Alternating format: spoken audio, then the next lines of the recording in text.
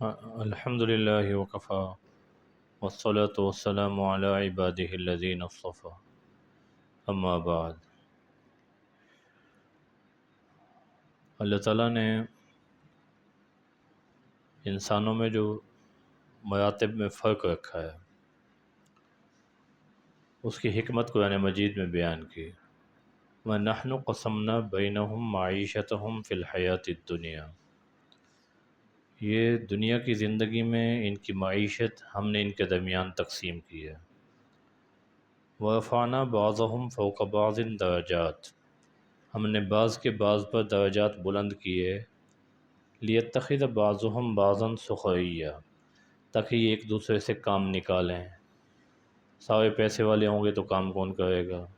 سارے غریب ہوں گے تو بھائی پھر پیسہ کہاں سے آئے گا؟ تو اللہ تعالیٰ نے انسانوں کی ضروریات انسانوں کے ساتھ جوڑی ہیں۔ پھر خود نبی کریم صلی اللہ علیہ وسلم نے زندگی کے ہر شعبے میں عملاً حصہ لیا ہے۔ آپ نے صحابہ کے درمیان فرمایا ہر نبی نے بکریاں ضرور چرائی ہیں۔ صحابہ نے پوچھا آپ نے بھی؟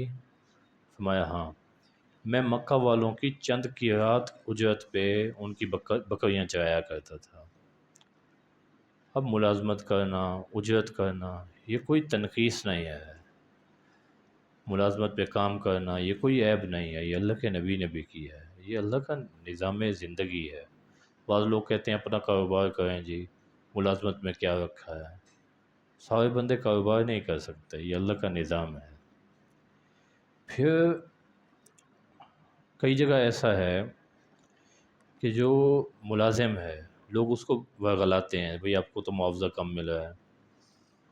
حضور نے فرمایا لیس منا من خبب امرأة علی زوجہا او عبدا علی سیدہ، جو آدمی بیوی کو خاوند کے خلاف بھڑکا رہا ہے کہ آپ کا خاوند تو آپ کو ٹھیک طرح سے خرچ نہیں دے رہا، آپ کی ضروریات کا خیال نہیں رکھ رہا، فرمایا وہ ہم مسلمانوں میں سے نہیں ہیں۔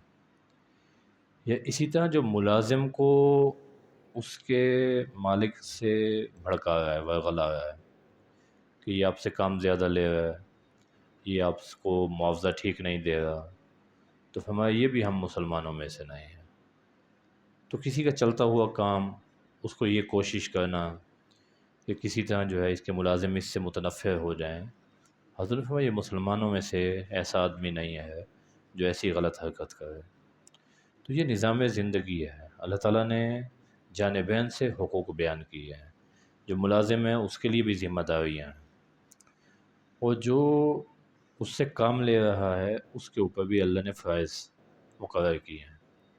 ایک فرض حضور نے بیان کیا کہ جب کسی سے کام لو اس کا پسینہ خشک ہونے سے پہلے اس کی اجرت ادا کر دو۔ یہ جو مزدوری سے وابستہ لوگ ہیں، لوگ جمعرات کو بھی جا کے حساب پورا نہیں دیتے، اب اس میں یہ حکمت بیان کرتے ہیں کہ جی ہفتے کو پھر یہ کام پہ نہیں آتے۔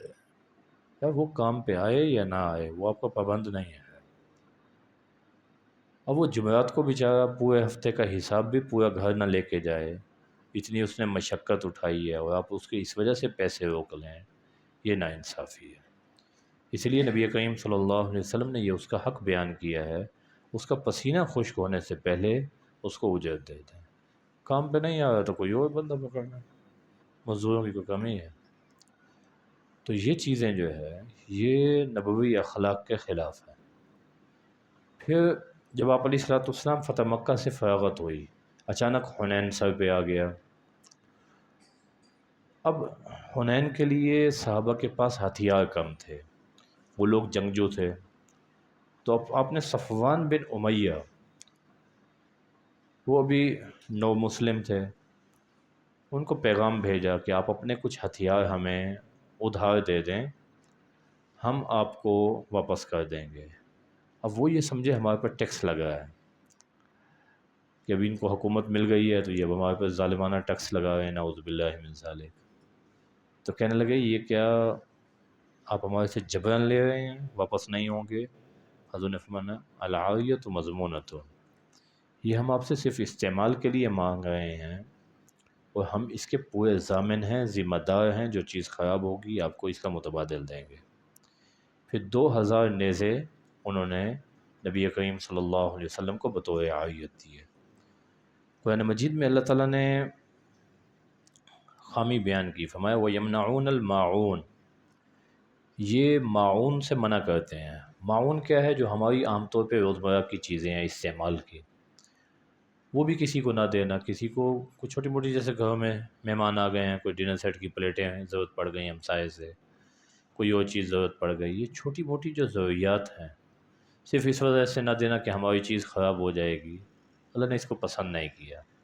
ہاں، جو لے رہا ہے اس کے ذمے ہے کہ وہ اس کی حفاظت کرے جیسے اپنی چیز کی کرتا ہے، اور پھر بحفاظت مالک تک پہنچائے تاکہ اس کو بھی ثواب مل جائے چیز کے استعمال کرنے کا، اور آپ کی طرف سے بھی یہ ذمہ داری پوری ہو جائے کہ آپ نے جس کی چیز لی ہے بحفاظت اس تک پہنچائی ہے۔ اللہ تعالیٰ ان باتوں پر عمل کی توفیق عطا فرمائے۔ وآخر دعوانا ان الحمد للہ رب العالمین۔ الحمد للہ رب العالمین والعاقبۃ للمتقین والصلاة والسلام علی خیر خلقہ محمد وعلی آلہ وصحبہ اجمعین۔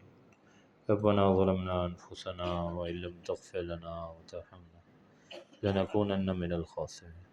ربنا آتنا في الدنيا حسنة وفي الآخرة حسنة وقنا عذاب النار وقنا عذاب القبر وقنا عذاب الحشر وقنا عذاب الميزان۔ اللهم إنا نسألك الهدى والتقى والعفاف والغنى، اللهم إنا نسألك العفو والعافية والمعافاة الدائمة في الدين۔ صلى الله تعالى على خير خلق محمد وعلى آله وصحبه أجمعين برحمتك يا